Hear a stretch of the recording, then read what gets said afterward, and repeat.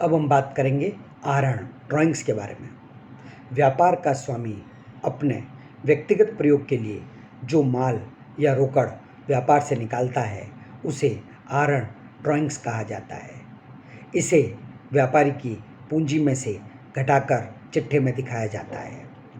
व्यापारिक प्राप्यताएं trade receivables. प्राप्यताओं से आशय उस राशि से है जो कि व्यापार को अपने ग्राहकों से प्राप्त करनी है। ये प्राप्यताएं बाहरी पक्षकारों से प्राप्त होने वाली होती है। देनदार डेटर्स और प्राप्य विपत्र बिल्स रिसीवेबल के जोड़ को व्यापारिक प्राप्यताएं या प्राप्यताएं रिसीवेबल्स या प्राप्य खाते अकाउंट्स रिसीवेबल के नाम से बुलाया जाता है। समीकरण के रूप में व्यापारिक प्राप्यताएं इज इक्वल टू देनदार डेटर्स प्लस प्राप्य बिल्स रिसीवेबल। व्यापारिक प्राप्यताएं चालू संपत्तियां होती है और इसे चिट्ठे के संपत्ति भाग में चालू संपत्ति शीर्षक के अंतर्गत दिखाया जाता है। व्यापारिक देयताएं ट्रेड पेबल्स माल अथवा सेवाओं के उधार क्रय किए जाने के कारण व्यवसाय द्वारा आपूर्तिकर्ताओं या लेनदारों को चुकाई जाने वाली राशि तथा देय विपत्रों बिल्स पेबल अथवा अन्य किसी प्रकार से देय राशि को व्यापारिक देयताएं या देय खाते अकाउंट्स पेबल कहा जाता है। समीकरण के रूप में व्यापारिक देयताएं trade payables is equal to लेनदार क्रेडिटर्स प्लस देय बिल्स पेबल। व्यापारिक देयताओं को चिट्ठे के दायित्व भाग में चालू दायित्व करंट लायबिलिटीज हेडिंग के अंतर्गत दिखाया जाता है। प्राप्तियां रिसिप्ट्स। प्राप्तियों से अभिप्राय संपत्तियों वस्तुओं माल अथवा सेवाओं के विक्रय से प्राप्त या प्राप्य राशि से है। प्राप्तियों के प्रकार टाइप्स ऑफ रिसिप्ट्स।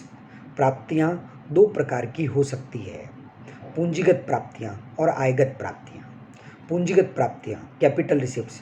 पूंजीगत प्राप्तियों से आशय ऐसी प्राप्तियों से है जो कुछ आकस्मिक अथवा गैर आवर्ती लेन देनों से उत्पन्न होती है और व्यवसाय की सामान्य क्रियाओं से नहीं। उदाहरण के लिए पूंजीगत प्राप्तियों के कुछ मुख्य उदाहरण इस प्रकार है। स्वामी अथवा साझेदार से व्यवसाय को पूंजी के रूप में प्राप्त राशि, अंशों एवं ऋण पत्रों के निर्गमन से प्राप्त राशि, ऋण से उगाई गई राशि, भूमि भवन मशीन फर्नीचर इत्यादि के विक्रय से प्राप्त या प्राप्य राशि। पूंजीगत प्राप्तियों का वर्ष के दौरान लाभ या हानि पर कोई प्रभाव नहीं पड़ता है। आयगत प्राप्तियां रेवेन्यू रिसिप्ट्स। आयगत प्राप्तियों से आशय उन प्राप्तियों से है जो सामान्य व्यावसायिक क्रियाओं से उत्पन्न होती है।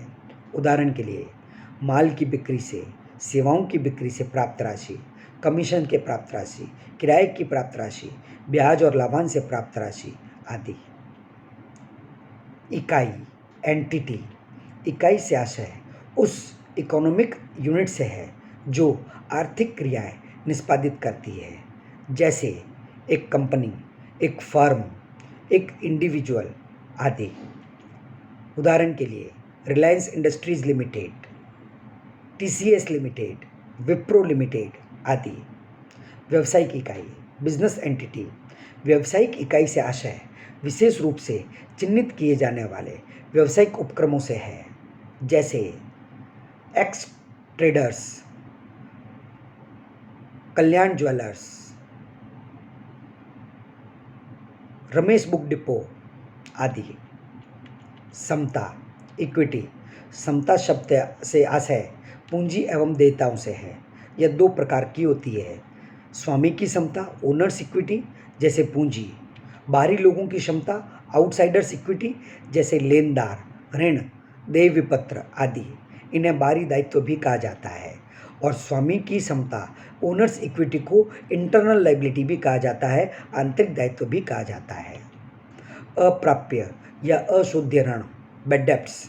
जब उधार दिया हुआ धन किसी प्रकार से वसूल नहीं हो तो जितने धन को वसूल नहीं हो सका है उसे अशुद्ध या अप्राप्य ऋण कहा जाता है। उधार बिक्री की जो राशि वसूल नहीं हो पाती उसे प्राय अप्राप्य या अशुद्ध ऋण कहा जाता है। संदिग्ध ऋण डाउटफुल डेट्स। वे ऋण अथवा देनदार जिनकी वसूली की संभावना संदेहास्पद है, संदिग्ध है, ऐसे ऋणों को डाउटफुल डेट्स के नाम से पुकारा जाता है। सॉल्वेंट, शोध क्षमता। एक व्यापारी की तब शोध क्षमता ज्ञात की जाती है जब ऐसा करना आवश्यक हो। उदाहरण के लिए, यदि कोई व्यक्ति बैंक से ऋण लेना चाहता है तो बैंक उसे शोध क्षम होने की गारंटी मांग सकता है। कोई भी व्यापारी तब शोध क्षम कहलाता है जब वह अपने सभी दायित्वों के भुगतान करने में समर्थ हो। ऐसा तभी होता है जब उसकी संपत्तियां दायित्वों से अधिक हो। अकाउंट, खाता।